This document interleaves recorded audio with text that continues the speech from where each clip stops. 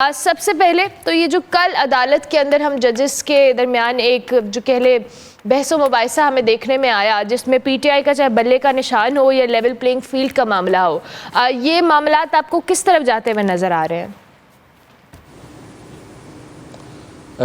اصل بات یہ ہے جی، سب سے بڑی بات یہ ہے کہ ہمارے اداروں کے درمیان تصادم ہوتا تو صاف دکھائی دیتا تھا.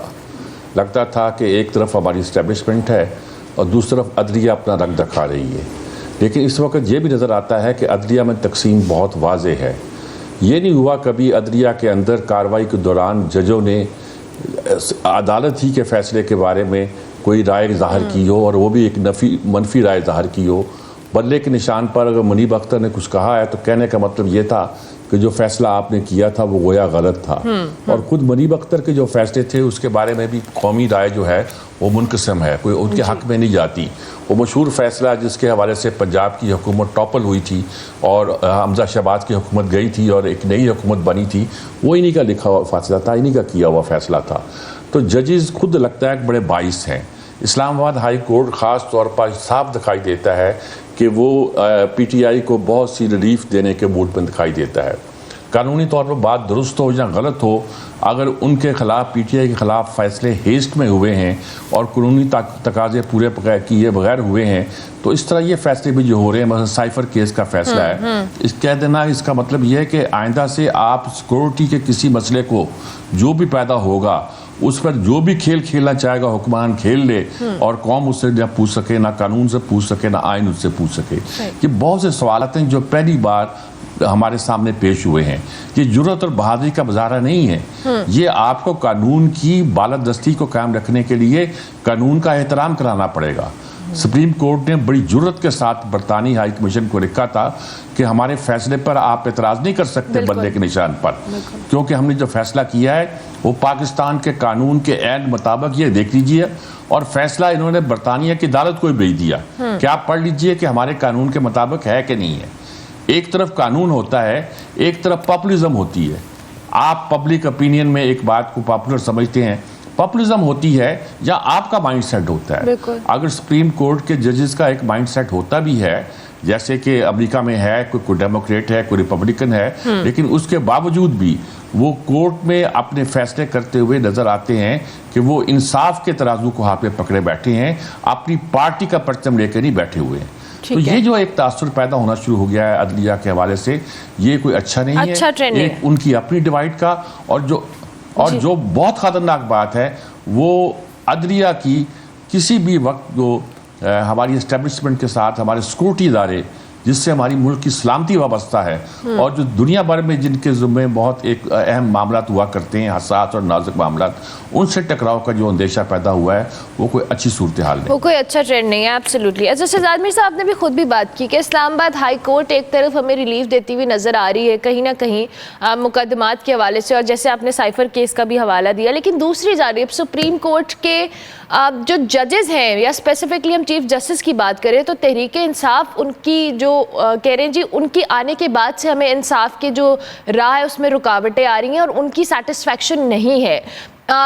فیصلوں سے اختلاف کرنا ایک جگہ، لیکن اب جو تحریک انصاف شخصیات سے اختلاف کر رہی ہے جس میں چیف جسٹس صاحب کا انہوں نے ذکر کیا ہے، آپ یہ معاملہ بھی کس حد تک سمجھتے ہیں کہ یہ ایک اچھا ٹرینڈ نہیں ہے کہ آپ کسی کے ججز کے یا عدالت کے فیصلوں سے تو اختلاف کر سکتے ہیں، لیکن جب ایک پرسنالٹی یا ایک اسپیسیفک شخصیت کو ٹارگٹ کیا جاتا ہے ان فیصلوں کی نظر میں، اس حوالے سے کامنٹ دیجیے گا.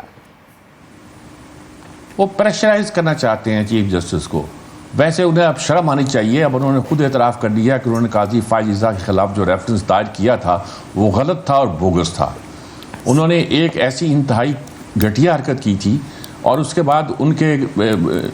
بڑے یعنی کہ حمایت کرنے والے جج نے، چیف جسٹس نے یہ فیصلے کرا دیے تھے کہ وہ کوئی پی ٹی آئی کا کیس نہیں سنیں گے. لیکن انہوں کے فیصلے ایسے نہیں ہیں کہ یہ کہا جائے کہ وہ پی ٹی آئی کے خلاف فیصلے دیتے ہیں. اصل میں اس طرح کی صورتحال پیدا کرنا، اس وقت ججز کی تقسیم ہے، لوگوں کو یہ بھی معلوم ہے کہ اس وقت 8 جج کدھر ہیں اور 5 جج کدھر ہیں، اور یہ بھی اندازہ ہو رہا ہے کہ اگر اس طرح کا فیصلہ آیا تو کیا آئے گا. اور اگر چیف جسٹس چاہتے تو اس فیصلے سے بچنے کے لیے وہ ایسا بینچ تشکیل دیتے جو ان کی مرضی کا ہوتا. ہمارے جج جو بہت سی باتیں کر رہے ہیں، یہ اس بات کا تقاضا کرتے ہیں دیکھیے آپ اگر فیصلہ کرنا چاہتے ہیں آئینی اور قانونی معاملات پر، سیاسی معاملات پر، جس میں ہمارے جج بہت اچھے جج ہیں، لیکن قانونی اور سیاسی معاملات پر خاص طور پر ان کا یہاں تو ٹلٹ ہے، یہاں ان کا جو انٹرپریٹیشن ہے وہ ہے جو عام آدمی کا پاپولسٹ ٹریڈیشن کہتے ہیں وہ ہے، وہ انصاف کے مطابق نہیں ہوا کرتا۔ وہ میں نام نہیں لینا چاہتا ججوں کے، وہ قابل احترام ہیں، لیکن جب ان کا مائنڈ سیٹ ایک طرف بن چکا ہے اور اس کا اظہار وہ پبلکلی کرتے ہیں، فیصلوں میں کریں تو ٹھیک ہے، اپنے ریمارکس پہ کرتے ہیں، ججوں کے ساتھ اپنے تصادم میں کرتے ہیں اپنے ساتھ ججوں کے ساتھ، تو سجاد صاحب تو ٹرینڈ سیٹ ہو گیا نا، اس وجہ سے تو اب جو فیصلے آ رہے ہیں اس پہ بھی اعتراضات ہو رہے ہیں، کیونکہ ماضی میں یہ کہیں نہ کہیں فلا تو نظر آیا نا ہمیں۔ جی بالکل فلا نظر آیا، فلا اب بھی ہے، اور جب تک یہ فلا ہم سالو نہیں کرتے، اس وقت ہمارا سب سے بڑا جو چیلنج ہے پاکستان کو، نہ سلامتی کا ہے، نہ معیشت کا ہے، نہ سیاست میں عدم استحکام کا ہے، بلکہ عدلیہ کے وقار اور اس کی غیر جانداری کا ہے۔ بے شک۔ اور اگر یہ باقی نہ رہی اور خدا نہ خواستہ تصادم پیدا ہو گیا عدلیہ اور اسٹیبلشمنٹ کے درمیان، اسٹیبلشمنٹ کو یہ نہ سمجھیں کہ یہ فوج ہے جو ملک کے معاملے میں دخل دیتی ہے، بلکہ یہ وہ ادارہ ہے جو ہر ملک میں ملک کی سلامتی کے معاملات پہ غور کیا کرتا ہے۔ اگر وہ ادارہ بھی ٹکرا گیا آپ کی عدالتی ترازو کے ساتھ تو یہ پھر معاملہ گڑبڑ ہو جائے گا، اور اس بات کی کوشش عدلیہ عموماً کرتی ہے کہ اس کے بچ کے رہے۔ ہم کہتے ہیں کہ جی اسٹیبلشمنٹ فیصلے رکھواتی رہی، یہ بھی ہوتا رہا ہے، یہ بھی اب بھی ہو رہا ہوگا، لیکن اس چیز کو بیلنس اور توازن کے ساتھ قائم رکھ کے آگے بڑھنا یہ بہت ہی امپورٹنٹ ہے، حکومت کے لیے بھی، اداروں کے لیے بھی، اور غالباً اس سلسلے میں یہی کہا جا رہا ہے کہ اندرون خانہ کوئی بات چیت ہو بھی رہی ہے۔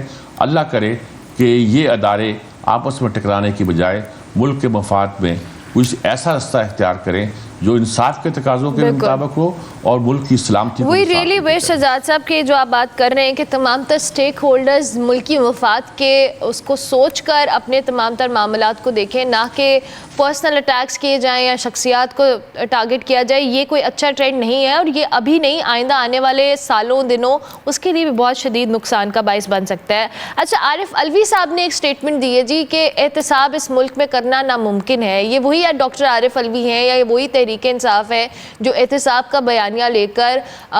جو کہہ لیں عوام میں پاپولر بھی ہوئی اور اس کے بعد پھر یہ لوگ حکومت میں بھی آئے، لیکن وہی احتساب کے حوالے سے اب جو سٹیٹمنٹ یہ دے رہے ہیں کہ اس ملک میں احتساب ناممکن ہے، اتنی مایوسی کیوں اب ہو گئی ان کو؟ عارف علوی سے کل میری ملاقات ہوئی ہے جی، بہت تفصیل کے ساتھ، کوئی 2 گھنٹے کی ملاقات۔ سلمان غنی میرے ساتھ تھے، عارف علوی میرے پرانے دوست ہیں، ان کی طالب علمی کے زمانے سے ان سے دوستی ہے میری، اور اس کا اعلان وہ کر چکے ہیں صدر بنتے ہی، انہوں نے پہلے انٹرویو میں کہا تھا، اور وہ میرے پروگراموں میں آتے بھی رہے ہیں اس زمانے میں جب MQM عروج پر تھی، تو کل خود بتا رہے تھے کس طرح ان کی زندگی کو بھی خطرہ پیدا ہوا، ان کی بیوی بھی روتی رہی کہ کس مشکل میں پھنسا دیا اس کو۔ یقینی طور پر وہ ایک سوچ سمجھ کے ایک پارٹی کا ساتھ دے رہے ہیں، مجھے نہیں لگتا کہ وہ اس طرح کی مایوسی، پتہ نہیں کیا بیان دیا ہوگا، کیا اظہار ہوا ہے، وہ یہ سمجھتے ہیں کہ بڑی مشکلات ہیں پاکستان میں معاملے کو ٹھیک طرح آگے لے جانے کی۔ تمام پارٹیاں اپنے اپنے سٹینڈ پہ قائم ہیں، لیکن اس بات کی ضرورت پر وہ اصرار کرتے ہیں کہ اس سلسلے میں کچھ کیا جائے،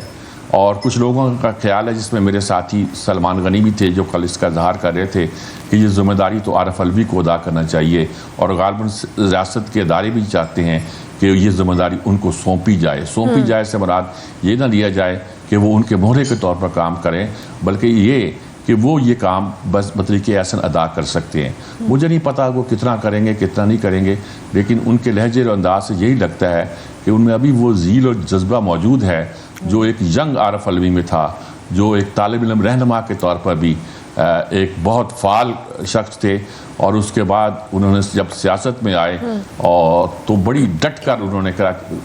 تحریک انصاف میں تو بعد میں شامل ہوئے، میں نے ان کے ساتھ کئی جگہوں پہ اکٹھے کام بھی کیا ہے، کئی پارٹیوں کے تھنک ٹینک میں بھی جب لوگ بلاتے تھے اپنے غیر پارٹی کے لوگوں کو، تو ان میں بھی میرے ساتھ وہ رہے ہیں۔ میں جانتا ہوں کہ وہ بہت ہی کھرے اور صاف گو قسم کے آدمی ہیں، اور کوئی ہیرا پھیری نہیں ہے۔ ٹھیک ہے، ان کے ہاں یہ نہیں ہے کہ کوئی پیسہ بنایا ہو، انہوں نے پیسہ انہوں نے بہت بنایا، اللہ کا فضل ہے، بقول ان کے فردوس عاشق، وہ کیا نام ہے ان کا جو کراچی کا ان کا بندہ ہے کہ بہت بڑا سرمایہ دار ہے، کہ ان کی تو کرسی پہ بیٹھنے کا، یعنی کہ ڈینٹسٹ کی کرسی پہ بیٹھنے کا ہی पैसा 1 लाख रुपए फीस होती है। मजाक में कहा था उन्होंने, अगरचे मैं तो इस बात की तायीद इसलिए नहीं करूँगा कि खुद मेरे भी डेंटिस्ट हैं और कोई फीस मुझे देनी नहीं पड़ती थी, और वो कहते थे एज ए जर्नलिस्ट मैं इनसे नहीं ले रहा बल्कि एज ए दोस्त पुराने। लेकिन सजाद सर ये मैं आपको बात बताती हूँ, डेंटिस्ट्री या डेंटिस्ट जो डेंटल ट्रीटमेंट है वो अच्छा खासा एक्सपेंसिव होता है, तो ये अगर लाख नहीं तो आधा एक्सपेंसिव है तो वो कराची के महंगे तरीन डेंटिस्ट में से हैं।